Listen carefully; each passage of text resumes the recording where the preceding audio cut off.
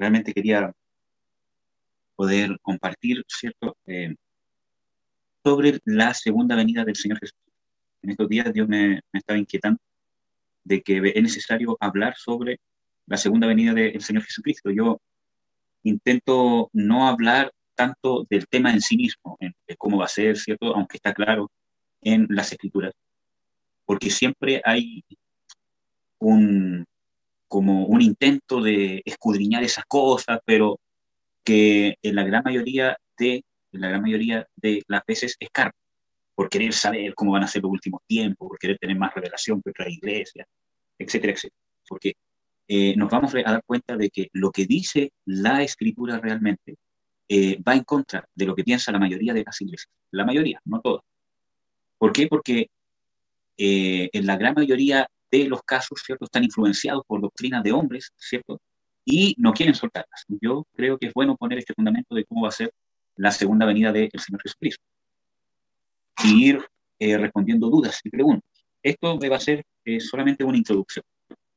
Y es importante que cuando uno estudia estas cosas, hay una rama de la teología que es llamada eh, escatología, que viene de la palabra escatos, que es últimos tiempos, ¿cierto? Y la palabra logos, que es estudio. Por lo tanto, la escatología, ¿cierto? Es el estudio de los últimos tiempos. Y ¿por qué es importante? Porque eso nos lleva a preparar, a estar en una condición correcta.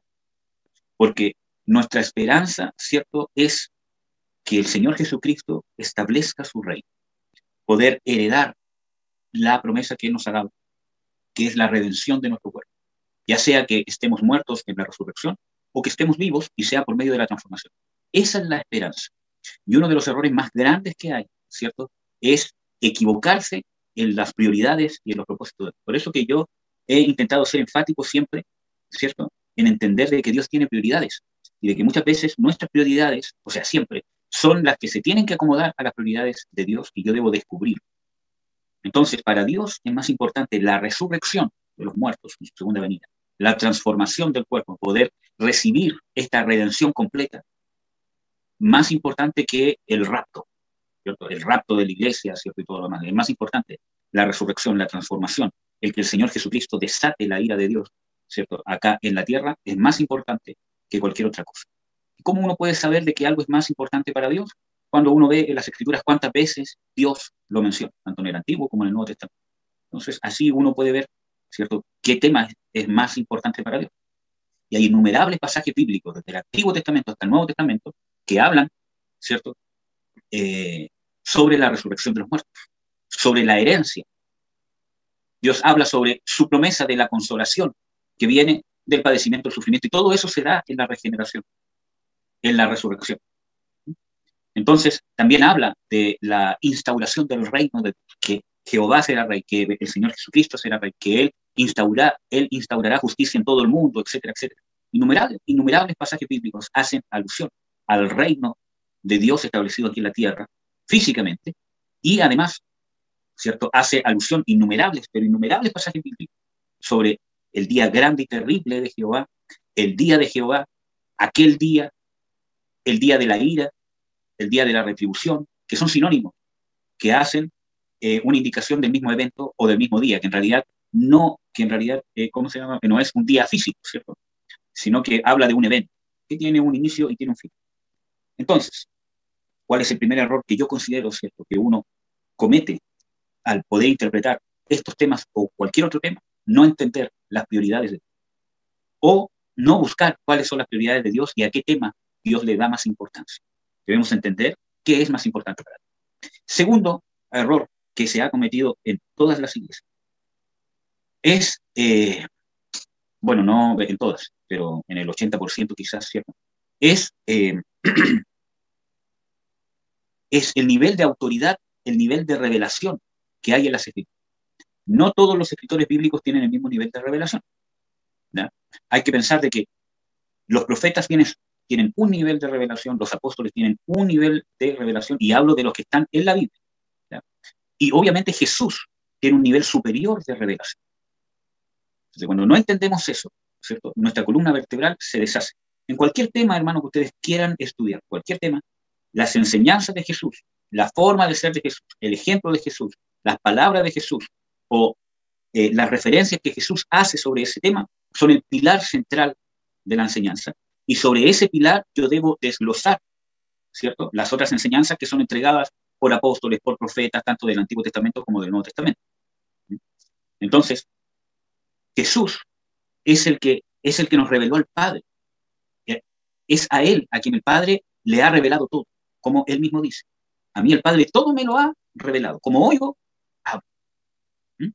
Entonces, es más, dice de que el Padre le ha revelado a Jesús y le revela todas las cosas. Entonces, Jesús tiene más revelación que el profeta Daniel, que el profeta Isaías, que el profeta Jeremías, que Pablo, que Pedro, que Juan, que Judas. Tiene más revelación que cualquier otro profeta o cualquier otro apóstol o cualquier otro personaje. Y ese es un error, ¿cierto?, que nos desvía y nos hace malinterpretar los pasajes bíblicos, porque en todo esto que tiene que ver con escatología, ¿cierto?, hay muchos pasajes que son muy simbólicos. Entonces, como son muy simbólicos, ¿cierto?, eso se presta para diferentes interpretaciones. Por ejemplo, mira, hermano, hay muchos símbolos en las Escrituras que significan diferentes cosas. Por ejemplo, el agua, ¿cierto?, puede significar la palabra de Dios, como dice en ¿cómo se llama? Efesios 5, que dice de que Jesús lavó a su iglesia o lava a su iglesia por el lavacro del agua por la palabra, dando, ¿cierto?, de que el agua es un símbolo de la palabra de Dios, pero también es un símbolo del Espíritu Santo. Cuando dice en Juan 7, ¿cierto?, que correrán ríos de agua viva de su interior a todos los que crean en Jesús, diciendo esto del Espíritu Santo que habían de recibir todos los que creyesen en él. Entonces hace una directa alusión al agua, al Espíritu Santo. Entonces, en cada pasaje bíblico, ¿cierto?, necesitamos una correcta interpretación, quizás de alguna simbología que hay, según el contexto bíblico y según el discernimiento y según el panorama bíblico completo. Entonces, así hay muchos elementos más, ¿cierto?, que tienen dos significados, hasta tal punto que algunos pueden significar algo positivo y algunos pueden significar algo negativo. Por ejemplo, la levadura en las Escrituras es símbolo del pecado o de la vieja, ¿cómo se llama?, naturaleza. Cuando Pablo habla de que debemos vivir en una nueva vida, ya no con la vieja levadura de pecado. Pero también Jesús, el mismo Jesús, usa la levadura como símbolo del reino de Dios. De que el reino de Dios es como una mujer, ¿cierto?, que puso o escondió la ¿cómo se llama?, levadura en una masa, ¿cierto?, etcétera, etcétera. Entonces, es importante poder mantener esa revelación y para eso necesitamos un corazón abierto a descubrir realmente lo que Dios quiere y no querer tergiversar las Escrituras o usar las Escrituras para poder probar algo que yo creo. Entonces, ¿cuál es el error que se ha cometido? Darle más importancia al arrebatamiento o al rapto que a la segunda venida de Jesucristo o al reinado de Jesucristo aquí en la tierra, al juicio de Dios en contra del mundo inconverso o la redención del cuerpo o la resurrección de los muertos. Eso es totalmente fundamental. Entonces, realmente se le ha dado mucho énfasis, y se han escrito libros, se han hecho estudios, se hacen seminarios que están centrados en el rapto de la iglesia, cómo va a ser, cuándo va a ser, que quiénes se van, que quiénes se quedan, que cuándo, que el tiempo, que cuánto falta, etcétera, etcétera. Cuando ese no es el centro es la venida del Señor. El centro no es que la iglesia va a ser raptada, entre comillas, sino que el centro es que el Dios Todopoderoso, hecho hombre, el Rey, viene a cumplir todas las promesas acá en la tierra. Y viene a establecer su reino y a reinar con su iglesia. Ese es el centro, hermano. Entonces, cuando nos desvirtuamos de eso, no vamos a tener una revelación completa de las Escrituras. ¿Ya? Vamos a leer quizás uno o dos pasajes bíblicos a modo de introducción de este tema y después vamos a dejar algún espacio para consultas si es que tienen. ¿Ya? Vamos a abrir, a ver si ustedes pueden abrir Mateo 24. Porque hay muchos que toman estas revelaciones sobre la segunda venida de Cristo, ya sea del profeta Daniel o de Pablo. Incluso yo he escuchado a grandes ¿cómo se llama?, maestros, ¿cierto?, decirle que Pablo es el que tenía la mayor revelación de la segunda venida de Cristo. Y eso no lo dice en ninguna parte. Que Pedro no haya hablado, aunque sí habló, ¿cierto?, pero que él no haya escrito extensamente sobre esto. Juan habló de esto, Judas habló de esto. Juan, ¿cierto?, fue el que escribió el libro del Apocalipsis. Entonces, decir de que Pablo era el que tenía toda la revelación y el único que tenía claro cómo va a ser la segunda venida de Cristo, eso no es una verdad bíblica. Que los otros apóstoles no aparezcan quizás todas sus cartas en la Biblia, eso no significa que no hayan enseñado y no hayan escrito claramente sobre la segunda venida de Cristo. Uno puede ver que Judas, él realmente tenía harta revelación, ¿cierto?, sobre los últimos tiempos, Pedro también. Entonces, el que tiene toda la revelación es Jesús.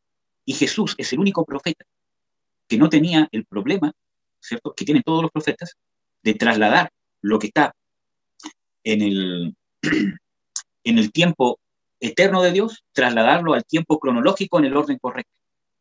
Todo profeta humano, ¿cierto?, tiene ese problema de poder discernir completamente que las cosas que él esté viendo, quizás por una revelación, por una profecía, no sé, poder ordenarlas en qué tiempo cronológico corresponde cada eso.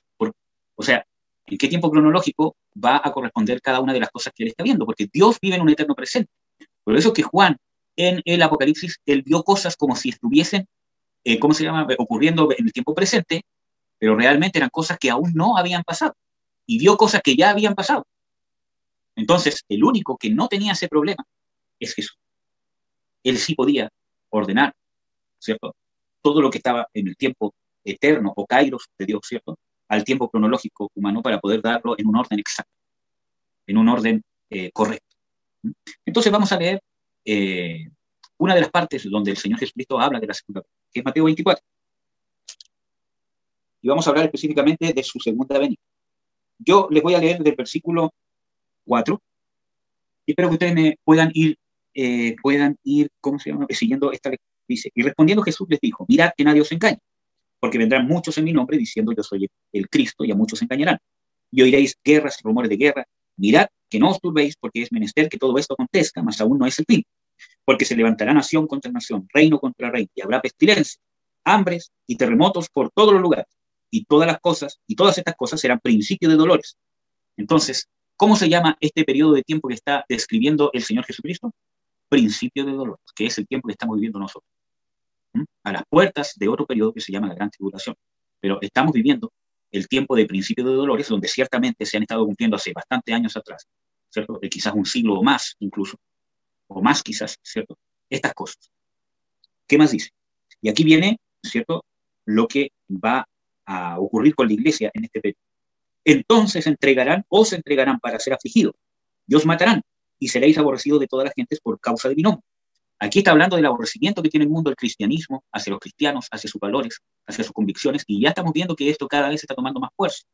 Ya no solamente es una minoría, sino que es una moda, es un pensamiento social, es parte del pensamiento del mundo, y es una normalidad, ¿cierto?, ver al cristianismo como algo atípico, como algo exagerado, incluso como enemigos de la evolución de la sociedad. Entonces, y muchos entonces serán escandalizados y se entregarán unos a otros y unos a otros se aborrecerán. Está hablando de la condición de la iglesia. Cuando habla de que se entregarán y se aborrecerán, está hablando de lo que va a pasar adentro de ellos. ¿Ya? ¿Qué más dice? Y muchos falsos profetas se levantarán y engañarán a muchos. Y por haberse multiplicado la maldad, el amor de muchos se enfriará. Aquí está hablando, esa palabra amor es amor ágape. Y esa palabra que se usa para maldad es vivir sin la ley de Dios. Entonces, por multiplicarse, ¿cierto?, de que las personas aborrecen vivir bajo la ley de Dios, tanto fuera de la iglesia como dentro de la iglesia, el amor ágape de muchos se enfriará. Por eso que nosotros tenemos que alimentar el amor de Dios y entender de que estas cosas están escritas, ¿cierto?, que van a estar propensas sobre el pueblo de Dios, pero tiene un propósito. Vamos a ver cuál es el propósito. Dice, mas el que perseverare hasta el fin, este será salvo. Y es necesario que nosotros seamos probados, que seamos trabajados por Dios para poder ser dignos de reinar con Jesús. Porque la salvación es por gracia. El precio fue pagado por Jesús, ¿cierto? Y somos parte de su reino. Pero el hecho de reinar, de ejercer autoridad con Jesús, ¿cierto?, necesita cualidades que están descritas en las Escrituras, que Dios quiere formarlas en nosotros. Por eso que Pablo dice de que el sufrimiento momentáneo que uno pueda vivir en esta tierra, o la tribulación momentánea que pueda vivir en esta tierra, no se ha de comparar con la gloria postrera o con la gloria bendita. ¿Qué más dice? Y será predicado este evangelio del rey en todo el mundo por testimonio a todos los gentiles, y entonces vendrá el fin. Por eso que en algunos versículos, como en Efesios 4, habla de que todos somos llamados a la obra del ministerio. Dios llama a todos a obrar, pero muchos son los llamados y pocos son los escogidos, o pocos son los que acuden al llamado, o los que están en condiciones de poder obrar en el reino real. Y es necesario, hermanos, que prediquemos este evangelio del reino. Y para eso, por eso que yo les he insistido de que necesitamos que el reino de Dios se establezca en mi corazón. Por eso que es necesario que yo corra para ser libre, si hay alguna causa de contaminación espiritual en mí, que corra para ser sano, que busque con diligencia en los ministerios, en los ministros de Dios, en la palabra, en la oración, ayuno, etcétera, etcétera, pero que corra con diligencia, porque el reino de Dios se ha acercado a nuestras vidas. ¿Mm? Que busque el arrepentimiento. Entonces, es necesario, amados y amadas. ¿Por qué? Porque si yo no tengo el reino de Dios establecido en mi vida, y por eso que yo les insisto, establezcan el reino de Dios en su familia. Cuando tú perdonas, estableces el reino de Dios. Cuando tú reaccionas como Cristo espera que sea tu reacción ante una ofensa, ante un problema, ¿cierto? Estás estableciendo el reino de Dios. El amor y la fe es las bases del reino de Dios, porque así estableció el reino de Dios. Y eso nos va a capacitar para que nuestro testimonio, nuestro actuar, nuestra forma de ser, nuestras palabras, ¿cierto? Realmente estemos predicando el evangelio del reino. Que el evangelio del reino no solo se predica con palabrerías, se predica con el testimonio vivido y con poder de Dios. ¿Cómo yo voy a poder ministrar el poder de Dios para que alguien sea libre, que alguien sea sano, para que alguien pueda ser sanado en su corazón? Con el poder de Dios, si yo no lo he experimentado en mi propia vida. El Señor Jesucristo dice, dad de gracia lo que habéis recibido de ellos. ¿Ya? Entonces, es necesario que se predique en el mundo el evangelio. Y en casi todo el mundo, hermanos, se predica el evangelio. En casi todo, no en todo el mundo. Hay muchas partes, ¿cierto?, donde gobierna el hinduismo, el islamismo, y donde los cristianos realmente son perseguidos, son masacrados, son abusados, ¿cierto? Y el ser cristiano es ganarte una sentencia de muerte. Entonces, hay lugares en la tierra que es muy difícil predicar el evangelio. Obviamente por el internet, por la radio, por la televisión, por las redes sociales, Facebook, YouTube, ¿cierto? Se ha masificado esto, pero no necesariamente el evangelio del reino. ¿Y cuál es el centro del evangelio del reino? El reino de Dios. Y un reino sin reino es reino. Y un reino sin autoridad no es un reino. Por lo tanto, el evangelio del reino centra a Jesús como Señor, como Rey, como el que decide, como el que una persona que se convierte se somete a lo que Jesús ha determinado. Y no le da órdenes a Jesús y no trata de cambiar la opinión de Jesús, sino se somete. Así yo me estoy sometiendo al reino. Así yo me estoy, ¿cierto?, haciendo más parte del reino de Dios cada vez que me someto a la voluntad del rey. Hay que recordar de que el gobierno, ¿cierto?, de un rey es un gobierno absoluto. No como el gobierno, no como el tipo de gobierno, ¿cómo se llama?, democrático, ¿cierto?, donde el pueblo vota, donde el pueblo escoge, donde hay un parlamento para las leyes, donde la gente protesta, ¿cierto?, como vemos ahora, y que se va a ver el plebiscito, y que los cabildos para ver la constitución. No, el reino de Dios no es así. El reino de Dios es un gobierno teocrático. Teo es Dios, crático es gobierno. Le gobierna Dios. Dios ha establecido una constitución que es su palabra para el reino. Y no le tiene por qué consultar a nadie. El que quiere ser parte del reino de Dios, que lo sea, y el que no lo sea. Jesús ha abierto la puerta por medio de su sacrificio. Y la entrada al reino de Dios es por medio de la fe y del arrepentimiento. Jesús es claro cuando dice, el reino de los cielos se ha acercado, por tanto, arrepentidos y creed al evangelio. Entonces, el arrepentimiento y la fe es la puerta, la llave para entrar al reino. Y es voluntario, hermano. Pero Jesús, el Rey, Dios, es el que ha escrito la Constitución, es el que ha puesto las leyes, el que traza el camino, y no tiene por qué preguntarle a nadie, ni de lo que ha hecho, ni de lo que hace, ni lo que va a hacer. Ese es el reinado, ese es el evangelio del Rey, que se da a través de la manifestación del amor de Dios, que Dios, sin tener por qué hacernos parte de su reino, ha querido compartir su reino con esta humanidad que estaba condenada. Y eso a Dios le costó un precio. Hacerse hombre, morir en la cruz, padecer, pagar el pecado. Por eso que lo más seguro que tenemos es el amor de Dios, porque Dios ha querido, sin tener ninguna obligación por nosotros, sin tener ninguna obligación moral, ni sin tener que rendirle cuentas a nadie. Por eso que lo más seguro que nosotros tenemos es que Dios nos ama y de que Dios quiere que seamos parte de eso. ¿Quién va a torcer la mano de Dios? ¿Amén, hermano? Entonces, ese es el evangelio que se necesita predicar. Voy a continuar para no pasarme tanto.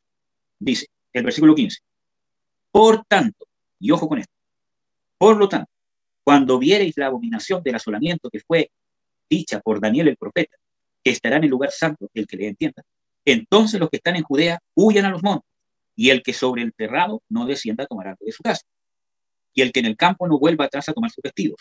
Mas ay de las preñadas y de las que crían en aquellos días. Orad pues que vuestra vida no sea en invierno ni en sábado, porque habrá entonces grande tribulación, cual no fue desde el principio del mundo hasta ahora ni será. Y si aquellos días no fuesen acortados, ninguna carne sería salva, mas por causa de los escogidos, aquellos días serán acortados. Entonces, si alguno os dijere, he aquí está el Cristo, o allí, no creáis, porque se levantarán falsos cristos y falsos profetas, y darán grandes señales y prodigios, de tal manera que engañarán, si es posible, aún a los escogidos. He aquí os lo he dicho. Así que si os dijeren, he aquí en el desierto está, no os salgáis. He aquí en las cámaras, no le creáis, porque como el relámpago que sale del oriente y se muestra hasta el occidente, así será también la venida del Hijo de Dios. Porque donde quiera que estuviera el cuerpo muerto, allí se juntarán los años. En todos estos versículos que vimos, desde el 15 al 29, o sea, el 28, hace una descripción, ¿cierto?, el Señor Jesucristo, de el tiempo que es llamado la gran tribulación. Como él dice, y ese será tiempo de gran tribulación o gran aflicción como nunca ha sido antes. Y el tema está sobre quién va a ser esta aflicción. ¿A quién le está advirtiendo Jesús sobre esta aflicción? A la iglesia, a los discípulos. Si los discípulos no fuesen a pasar por este tiempo, ¿para qué tomarse esa molestia de advertir? Y es más, hay muchos pasajes bíblicos que hablan de que la iglesia, los creyentes, a los cuales el Señor Jesucristo está hablando, van a estar acá en la tierra cuando se viva este momento de la gran tribulación. Por ejemplo, primero, cuando él dice, orad pues que vuestra huida no sea en invierno ni en sábado, porque habrá entonces grande tribulación que no fue desde el principio del mundo hasta ahora ni será. Cuando dice que vuestra huida no sea en sábado, no está hablando de que van a huir de la gran tribulación, sino que está hablando de los hechos que van a pasar en Jerusalén. Porque el centro o la señal del inicio de la gran tribulación va a ser la caída o el ataque, como quieran verlo, ¿cierto?, a Jerusalén, que no hay tiempo para ver esto, ¿cierto?, pero es parte de lo que habla el Señor Jesucristo cuando dice, cuando viereis la abominación y el asolamiento que fue descrito por el profeta Daniel, ¿cierto? Está hablando de que el inicio de la gran tribulación va a estar dado quizás con la invasión sobre Israel, ¿cierto?, o con la caída de Jerusalén, ¿ya? Entonces empezará la gran tribulación. El versículo 22 dice, y si no fuesen acortados aquellos días, ninguna carne sería salva, más por causa de los escogidos, aquellos días serán acortados. Aquí da a entender claramente de que en ese periodo, ¿cierto?, va a ser acortado por causa de los escogidos. ¿Dónde van a estar los escogidos entonces? ¿Cómo es posible pensar que los escogidos van a estar en el cielo? Si realmente aquí el Señor Jesucristo está diciendo de que este periodo va a ser tan fuerte, pero por causa de los escogidos va a ser acortado, porque si no, ni aún los escogidos podrían sobrevivir. Pero por causa de que ellos sí sobrevivan, por el propósito de Dios, es que esos días serán acortados. ¿Ya? ¿Qué más? Dice, entonces si alguno dijere, porque se levantarán falsos cristos, ¿para qué hacer estas advertencias de esto que va a pasar? O sea, perdón, de esto que va a pasar en la gran tribulación a sus discípulos. ¿Para qué? Si ellos supuestamente no van a estar ahí. ¿Para qué advertirles que en este periodo de la gran tribulación habrá muchos más falsos cristos, muchos más falsos profetas y que engañarán a muchos? Si aún fuese posible a los escogidos, ¿para qué advertirles que ellos, aún siendo escogidos, van a intentar ser engañados por el anticristo, ¿cierto?, por los falsos profetas, ¿cierto? ¿Para qué advertírselos si supuestamente no iban a estar? Sigamos. Y es más, el versículo 25 y el versículo 25 dice, he aquí os lo he dicho antes. O sea, Jesús está haciendo una advertencia. Y por eso que es importante poder ver, ¿cierto?, el tema central que Jesús está hablando. El tema central de Jesús no es rascar la comezón de los discípulos de entender cómo van a ser las cosas. El tema central de Jesús es advertirles en qué condición deben estar. Y para eso tuvo que explicar el orden de los eventos. Pero si ustedes leen, si ustedes hacen un análisis gramatical, ¿cierto? O sea, un análisis, ¿cómo se llama?, de narrativo de esto, ustedes pueden darse cuenta que el centro es una constante advertencia. El centro no es explicar cómo van a ser las cosas, sino las cosas que van a pasar para advertirles a las personas en qué condición deben estar. Eso es un simple análisis narrativo, de ver cuál es el tema central, etcétera, etcétera. Pero a veces estamos contaminados con cosas que nos han dicho, ¿cierto? Y empañamos la revelación de Dios. Bueno, dice, he aquí os lo he dicho antes. Así que si os dijeren, en el desierto está, no salgáis. Vuelve a hacer una advertencia. Y aquí habla ya de su segunda venida. Dice, porque como el relámpago que sale del oriente y se muestra hasta el occidente, así será también la venida del Hijo del Hombre. Habla aquí de que como el relámpago, o sea, está hablando de que algo que va a ser en un abrir y cerrar de ojos, o sea, algo que va a ser, sí o sí, va a ser en un momento dado, y no va a ser como que pase mucho tiempo, días, sino que Jesús viene. Y también dice que va a ser como un relámpago, en el sentido de que se va a ver en todo el mundo, en todos los extremos de la tierra. Va a ser visible, no va a ser una venida secreta. Así que cuando Él venga, va a ser como el relámpago, se va a ver para todo. Va a ser de una vez, ¿cierto? Como, ¿cómo se llama? Que Pablo dice, en un abrir y cerrar de ojos. Y a la vez, todo ojo le verá. ¿Por qué? Porque hay teorías que dicen que son dos venidas. Viene Jesús por su iglesia, sube al cielo, ¿cierto? Y después viene con su iglesia. Y no hay ningún argumento bíblico que realmente diga eso. Los versículos bíblicos que son usados para eso son sacados de contexto y no son expuestos por los otros versículos bíblicos y mucho menos con el orden principal que da Jesús de los últimos tiempos. Y que Él mismo revela cómo va a ser su segunda vez. Entonces, Jesús viene una segunda vez, no viene una venida secreta, viene y su venida va a ser visible en todo el mundo y va a ser en un abrir y cerrar de ojos. ¿Qué más dice?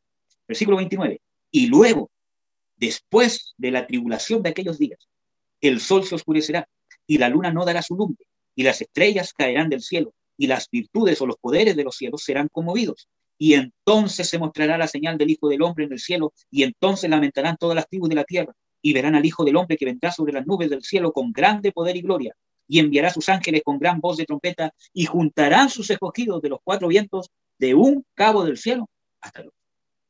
Y aquí hay un tema súper importante. Ya vamos a terminar, ¿cierto? Yo creo que vamos a tener que hacer esto una segunda parte, quizás hasta una tercera, ¿cierto? Para poder entender bien. Y aquí hay un punto importante. Dice, después de ese periodo de la gran tribulación, después, dice, luego, claramente, dice, luego, después de la tribulación de aquellos días, después de la tribulación, el sol se oscurecerá, la luna no dará su resplandor, ¿ya? Y después de la tribulación, dice, entonces se mostrará la señal del Hijo del Hombre en el cielo, y entonces lamentarán todas las tribus de la tierra, y verán al Hijo del Hombre que vendrá en las nubes, etcétera, etcétera. ¿Cuándo es la segunda venida del Señor Jesucristo? Después de la gran tribulación. Y no hay un rapto secreto antes de la gran tribulación. ¿Por qué? Porque el versículo 31 está hablando de los hechos que van a pasar después de la gran tribulación. Y enviará sus ángeles con gran voz de trompeta, y juntarán sus escogidos de los cuatro vientos de un cabo del cielo hasta el otro. Aquí está hablando de la cosecha que Jesús, ¿cierto?, en su segunda venida, va a recoger a su pueblo. Pero está hablando de que gran tribulación, segunda venida, todo ojo lo verá. Las tribus, los mundanos, lamentarán, ¿cierto? ¿Por qué? Porque viene la ira de Dios. Y cuando pase eso, cuando Él venga, cuando sea visto por todos, ahí enviará a sus ángeles a buscar y a recoger a sus escogidos. Entonces, ¿cómo podemos pensar que va a ser antes si Jesús claramente dice que va a ser después? Entonces, la segunda venida de Jesús va a ser después de la gran tribulación. Y después, Jesús recoge, o en su segunda venida, recoge, después de la gran tribulación, a sus escogidos. Los mismos escogidos que Jesús ha venido diciendo en la descripción de la gran tribulación que van a intentar ser engañados. Y a los mismos escogidos que Jesús les está advirtiendo que en ese periodo de la gran tribulación, ¿cierto?, van a haber muchos falsos cristos, falsos profetas que los van a intentar. Entonces, ¿cómo vamos a pensar que los escogidos van a ser raptados antes de su segunda venida o antes de la gran tribulación? Si claramente Jesús da este orden. ¿Ven? Entonces, amados hermanos, miren, yo voy a subir este video, ¿cierto?, como todos a YouTube, porque hay harta gente que ve estos videos, ¿cierto? Y es probable que haya mucha gente que ve estas prédicas y al escuchar esta quizás ¿cómo se llama?, ya no quiera más escuchar nada que yo predico. ¿Por qué? Porque este tema está tan arraigado, ¿cierto?, que contradecir lo que siempre se ha creído realmente ha traído división en la iglesia. Aunque es un tema importante, es uno de los temas, como yo les compartía el otro día, es uno de los temas que no es una doctrina fundamental.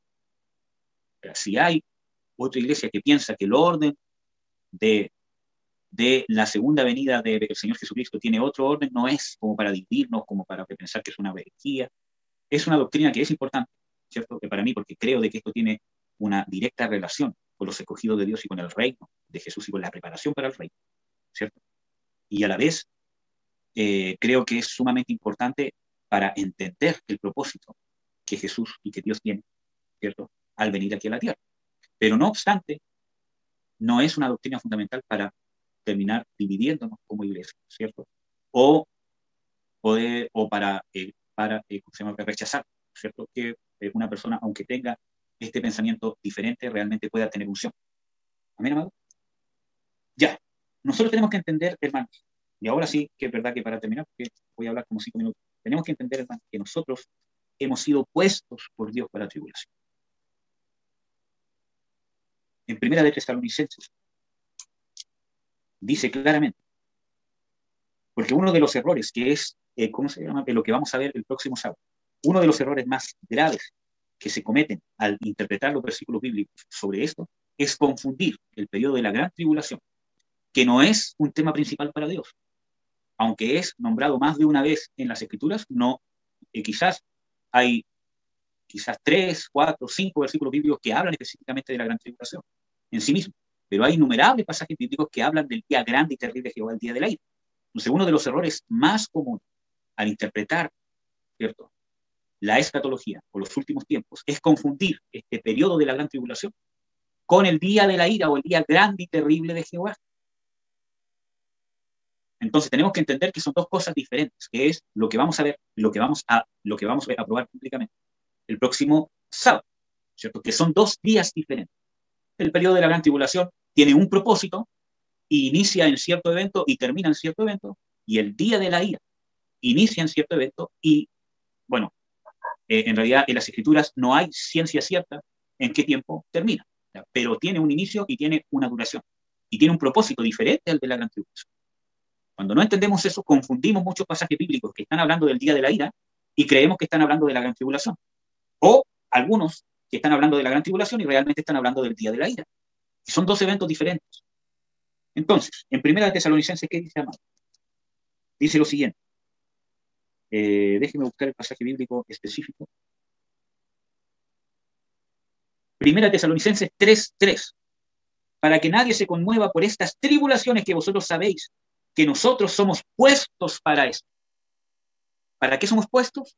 Para tribulación. En Primera de Pedro dice claramente que lo que padecemos, con fe lo padecemos porque es necesario padecer para que nuestra fe sea aprobada como el oro en el crisol y poder ser parte de la gloria que Dios quiere manifestar por medio de su. Entonces, la tribulación, la aflicción tiene un propósito en el creyente y la tribulación se soporta. Pablo dice que es necesario, o sea, es necesario, es inevitable que por muchas tribulaciones entremos al reino de Dios. No por algunas, no por pocas. Por muchas tribulaciones entremos al reino de Dios. Y no está hablando de la salvación. Y no está hablando de entrar al reino, de que podamos inmiscuirnos en el reinado de Jesús. Porque Jesús quiere compartir su autoridad para ejercer su reino. Aquí en la tierra, en el tiempo ahora, hoy presente, y mucho más en el tiempo milenial. Entonces, para poder ser introducidos en ese reino, necesitamos. Dice que por muchas tribulaciones, no pocas, no algunas, es necesario que entremos al reino de los cielos por muchas tribulaciones. Entonces, Pedro dice, no, que no se sorprendan como si cosa extraña os aconteciese cuando sois afligidos, porque eso se hace para vuestra prueba.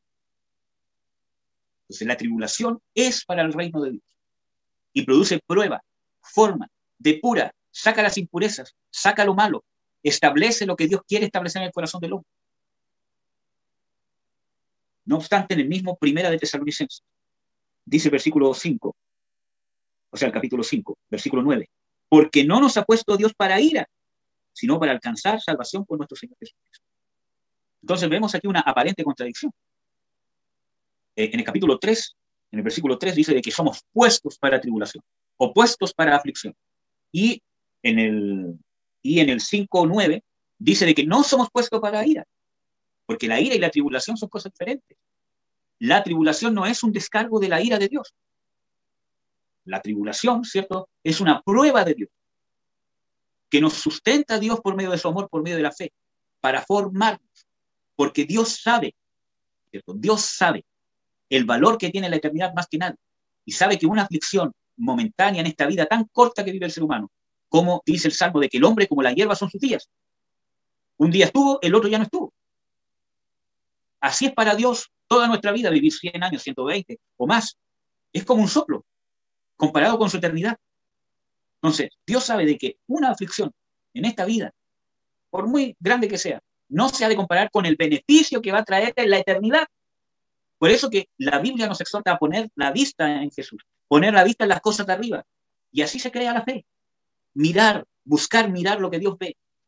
Así que cualquier aflicción que estés pasando, amado y amada, familiar, cualquier cosa que estés pasando, tribulación de cualquier índole, no es casualidad. Tiene un propósito de formarte, quebrantarte, corregirte, disciplinarte, no sé, pero tiene un propósito de prueba, de depurarte, de crear en ti el carácter de Jesús. ¿Duele? Claro que duele porque es tribulación, es prueba. Dios te está probando como el oro en el crisol. Cuando yo pruebo el oro en el crisol, es para que tenga una alta temperatura tan grande que las impurezas empiezan a salir y el oro se purifica. Porque en la aflicción se ve nuestro carácter. Si realmente creemos en Dios, si realmente tenemos voluntad para resistir el pecado. Y ahí, en la aflicción, nos damos cuenta que en realidad quizás no amamos tanto a Dios como pensábamos. O quizás no somos tan fuertes en nuestras convicciones como pensábamos. Y Dios no lo hace para decir, viste que no eras así, sino porque Dios ya lo sabía. Y nos hace pasar por esa circunstancia para que nosotros nos demos cuenta, nos podamos arrepentir y recibamos lo que Dios nos quiere dar para poder vencer esa debilidad. Eso es el proceso de perfeccionamiento. Cualquier aflicción que estés pasando, con tu familia, con tus hijos, con tu esposo, con tu esposa en el trabajo, con tu jefe, con el vecino, lo que sea, o con un vicio, Dios te quiere mostrar tu debilidad. Dios ya la ve y aún así te ama y te va a seguir amando. Pero muchas veces nosotros creemos que somos más de lo que realmente somos. Que yo tengo convicciones, que yo tengo fe, que yo amo a Dios, etcétera, etcétera, porque estamos bien. Pero cuando viene la aflicción, la prueba, nos damos cuenta que no hay voluntad de orar. No hay esta voluntad, ¿cierto?, que tengo cuando me siento bien. Y eso nos hace ver nuestra debilidad, nuestra carencia. Y nos hace depender de la provisión de Dios. Nos hace amar más a Dios porque vemos que aún en mi debilidad Dios me sigue amando. Y que Dios me dice, hijo, ese eres tú y yo te amo. Y quiero yo fortalecerte. Nos hace depender más. La aflicción, la tribulación tiene un propósito, depurar, probar al reino de Dios.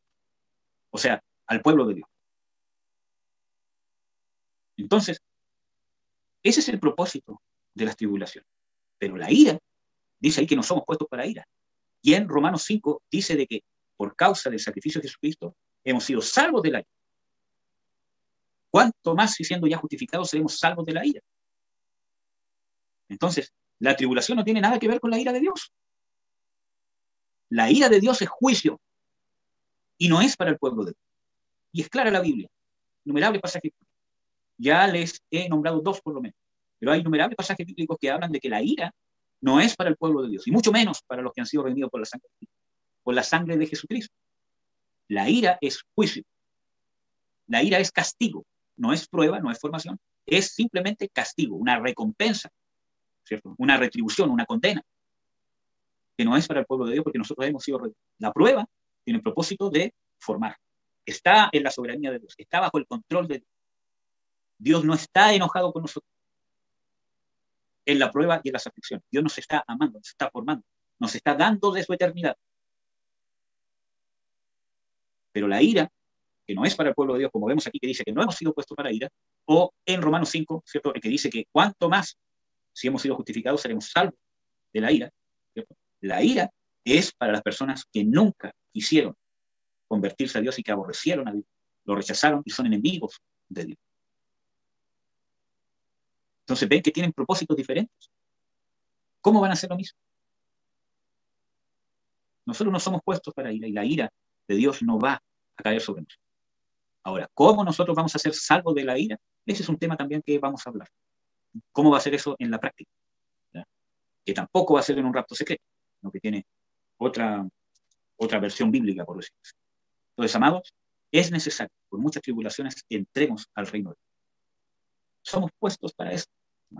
Es que yo quiero ser feliz, es que, etcétera, etcétera. Tú vas a ser feliz, vas a tener un gozo. Dios te va a prosperar, Dios te va a bendecir. Pero a la vez, Dios nos va a tratar en las áreas que necesitamos ser tratados para ser parte. Y eso es parte del escogimiento de Dios. Cuando una persona tiene que entrenar para una carrera y quiere ser el mejor, sufre más que todos los demás. Mientras más disciplinado sea, mientras más entrene, mientras más dolor de músculos tenga, mientras más cansado quede, si es el que más sufre, el que más se esfuerza, va a ser el mejor de todos. Porque se ha sometido a un entrenamiento más riguroso y va a dar más de sí. Cuando una persona está estudiando y es el que más se desvela, el que menos duerme, el que menos comparte con su familia, el que deja a un lado un montón de cosas que todos los demás hacen solamente por poder enfocarse en sus estudios, va a ser el mejor. Sufrió, claro que sufrió, y se negó a un montón de cosas que todos los demás sí hacían, pero él no las hizo. Pablo habla de eso. Dice de que el que corre, ¿cierto?, debe entrenar y debe abstenerse de un montón de cosas por ganar una carrera. ¿Cuánto más en las cosas del rey? Este es un entrenamiento, es una formación. Nuestra meta está en reinar juntamente con Cristo, en cumplir ese propósito principal. Y no tan solamente en el futuro, sino aquí y ahora. Dios quiere manifestar el reino en nosotros y a través de nosotros. Y el reino de Dios es justicia, gozo y paz en el Espíritu Santo. Y se manifiesta, ¿cierto?, o es respaldado por el poder de Dios. Amén, amados. Así que animémonos, porque cuando somos afligidos, somos probados, que el diablo no te confunda, que Dios te dejó, que Dios te está castigando, porque todo es parte del trato de nuestro Padre sobre nuestra vida. ¿Cuántos de aquí son padres? ¿Cierto? O son hijos. Y ha habido momentos donde el padre ha tenido que ser duro con su hijo, porque sabe que si no frena ahora cierta actitud, después ese hijo va a ser un rebelde, un contumaz, etcétera, etcétera. Y él va a sufrir las consecuencias de no haber sido corregido a tiempo. Y un breve sufrimiento, quizás de una vez, o dos, o tres, o quizás de un par de años, ¿cierto?, por no querer darle eso al hijo, ahora sufre durante toda su vida en el mundo, porque no fue corregido a tiempo. ¿Cuánto más nuestro Padre, las cosas más importantes que son las celestiales y eternas, no nos va a corregir, a disciplinar si es necesario? Entonces, todo eso es parte de la manifestación del amor de Dios. El disciplinar a un hijo es parte de la manifestación del amor de Dios. ¿Cuánto más de parte de Dios? Mira, hermano, sí que ánimo, hermano. Nuestro Redentor está vivo, Dios está trabajando en ti. Dios te está formando, Dios te está llamando. Dios está formando en ti un escogido, una escogida. Sigue adelante, Jesús está contigo, está trabajando, está ahí. Aunque te hayas equivocado tú, aunque hayas caído tú, ahí está Jesús, para que aprendas a depender de su amor y de su perdón inmerecido. Aunque te hayan dejado padre, madre, esposo, esposa, no sé, ¿cómo se llama?, en el trabajo, que te hayas quedado sin trabajo, que te hayan dejado solo, ¿cierto?, etcétera, etcétera, para que aprendas que Dios jamás te va a dejar. Que en esos momentos Dios se hace cargo, o sea, siempre, pero ahí Dios, puedes conocer al Dios fiel, que suple en gran manera cualquier falencia que podamos tener. Y esa es una experiencia impagable, porque son experiencias eternas. Amén, amado. Vamos a orar antes de todo. Padre, en el nombre de Jesús te bendigo a mis hermanos, a mis hermanas. Yo te ruego, Señor, que nos abras el entendimiento. Señor, no para poder entender o poder satisfacer nuestra comezón, quizás de entender los últimos tiempos, sino para entender la sustancia de qué significa que tú vengas aquí a la tierra. En qué condición deseas que estemos, qué es lo que tú deseas que hagamos, y entender tu fidelidad hacia nosotros y el gran privilegio que nos das, y el gran privilegio que nos das de padecer por ti, de ser probados por ti. Es un privilegio que el ser humano no merece, que tú te tomes el tiempo y te tomes la molestia de corregirnos, de afligirnos muchas veces, o de bendecirnos, o de alentarnos, o de animarnos. Yo te ruego que nos infundas tu unción de ánimo, de fortaleza, de poder sobre nuestros corazones para seguir adelante, en el nombre de Jesús de Nazaret. Amén.